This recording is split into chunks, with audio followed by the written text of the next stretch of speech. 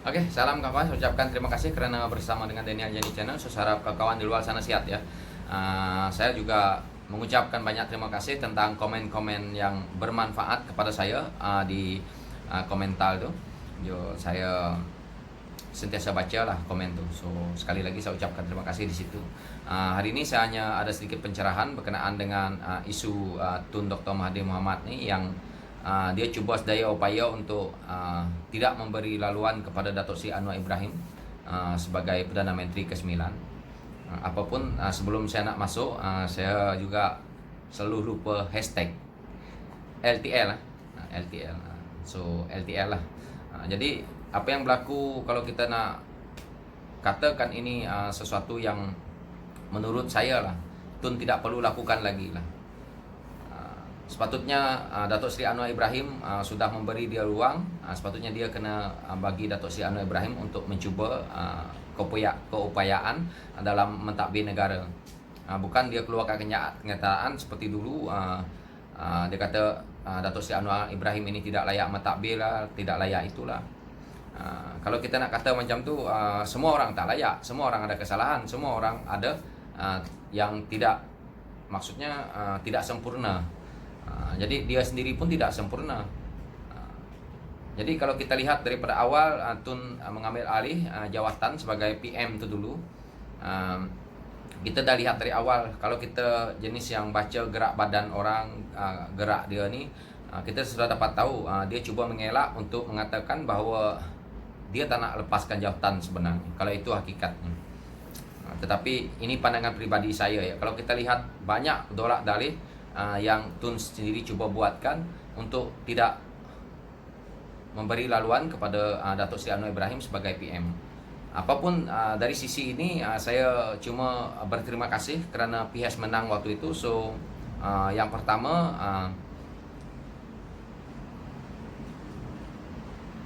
Anwar Ibrahim dikeluarkan daripada penjara. Yang kedua, saudara Rafizi tidak masuk penjara. So di situ saya okey lah. Kalau PH tak menang, dua perkara ini, perkara besar ini untuk komponen parti PKR amat menjejaskan lah. So saya bersyukur di situ kerana kemenangan PH ini tadi. Tetapi daripada segi Tun buat seperti ini, saya betul-betul melihat bahawa Tun cuba menyekat Datuk Seri Anwar Ibrahim supaya tidak akan menjadi Perdana Menteri. Ini yang hakikatnya. Sebenarnya politik kita ini banyak permainannya daripada Tun Dr. Mahathir Mohamad. Dia yang master permainan ini kebanyakannya. Seperti sekarang ni, bila Datuk Seri Anwar Ibrahim mengumumkan itu hari mengumumkan bahawa dia dapat majoriti, dia keluarkan kenyataan dia pula. Dia mengatakan dia tidak menyokong mana-mana parti. Selepas itu tiba-tiba kita dengar dia nak tubuhkan kerajaan perpaduan. Dan baguslah hari ini kalau kita nak dengar yang hari ini lah, sebentar tadi saya terbaca akhbar bahawa Dr. Mazli Malik, Parlimen Simpang Renggam, menarik diri keluar daripada Parti Pejuang Tun tu. Baguslah. Pejuang pun belum terdaftar lagi, kurasa. Jadi tiada hal tuju sebenarnya Parti Tun ni sekarang ni. Hanya berapa orang saja. Jadi parti yang seperti semut tetapi cuba untuk menggigit kaki gajah. Jadi pada saya Parti Tun ini cuma parti pengacau lah. Dia cuma untuk mengacau politik kita ni supaya macam ni, macam ni.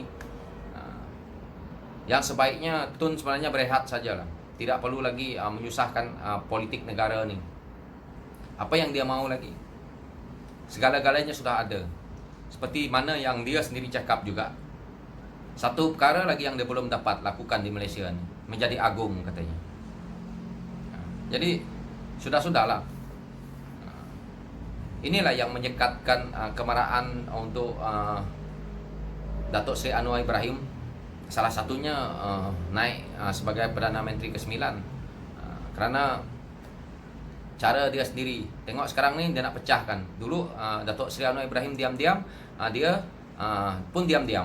Sekali Datuk Seri Anwar Ibrahim kata ada majoriti untuk kerajaan Tan Sri Muhyiddin tumbang, dia sibuk pula dengan kerjaan perpaduan dia. Sibuklah dengan Tengku Razali apa semua, perjumpaan apa semua, yang seperti mana yang kita lihat, seperti mana yang kita tahu. Kita rakyat sekarang ini senang, kita tinggal buka aja dekat telefon, kita dah boleh tengok dalam media sosial terus ya apa yang menteri-menteri kita buat sekejap aja. Sekarang ni kamera tu tak macam Singapura, tapi kamera Malaysia ni lagi bagus rupanya. Cepat aja samp masuk dalam media sosial kan. Jadi itulah yang kita lihat hari ini. Kalau tu nak buka parti pejuang dia, apa yang manifestonya? Karena itulah sekarang nih kerajaan yang ada hari ini, karena tak ada manifesto lah. Seburuk-buruk kerajaan itu harus ada manifesto. Kalau kerajaan itu tidak ada manifesto, jadi macam mana mereka nak merancang pembangunan, nak merancang negara? Rakyat pun tak tahu apa yang dia nak buat, apa yang kerajaan, contohnya kerajaan sekarang nih, apa yang dia nak buat. Sedangkan ke WSP sekarang ni pun rakyat ni merungut nih. Dah macam-macam ada dekat world media sosial hari ini. Tapi saya harap isu KWSP itu kita boleh kerajaan boleh selesaikan, dan saya harap rakyat dapat keluarkan duit itulah. Karena rakyat yang susah, kalau dapat keluarkan duit itu sebenarnya sangat meringankan mereka. Kita tengok Malindo pun dah buang pekerja 200 orang ke semalam. Belum lagi company-company lain. Belum lagi syarikat-syarikat besar yang lain. Jadi semakin banyaklah pembuangan pekerja. Jadi kita lihat inilah isu yang ada hari ini, yang daripada awal ambil kerajaan daripada PN ni sampai hari ini, pada saya tidak ada apa pun yang kita boleh rakyat, cuma bantuan yang disalurkan kepada rakyat. Ini pun hari ini rakyat merungut.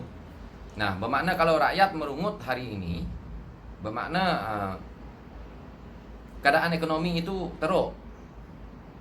Sebelum ini rakyat tidak pernah merungut tentang duit, tentang nak keluarkan duit ke, tentang nak ini ke.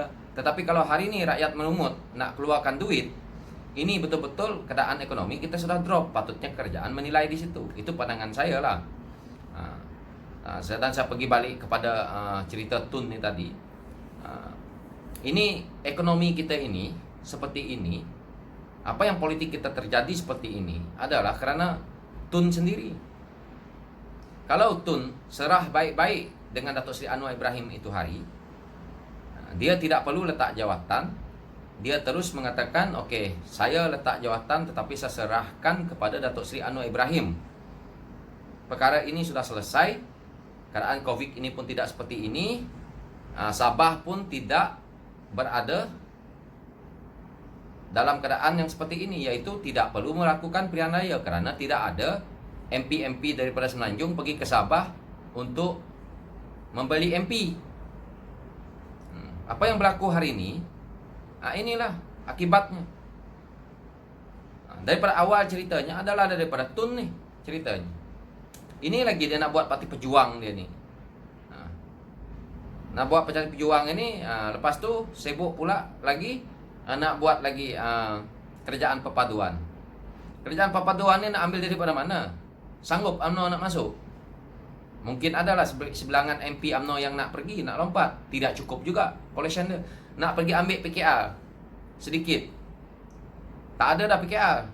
PKR yang nak ikut dia tu tinggal tu lah yang ada tu. Yang ada dalam PN sekarang ni. DAP, saya tidak percaya. DAP bukan jenis parti yang suka berpaling tadah. Sebab itu kekuatan parti DAP ni kita tengok sampai hari ini kuat. Dikritik DAP senyap je. Tahu-tahu nanti menang 40 kursi. Inilah kehebatannya DAP. Jadi dia cuba nak ambil DAP ke, nak ambil amanah ke, ataupun PKR, ataupun UMNO, ataupun bersatu sedikit. Saya yakin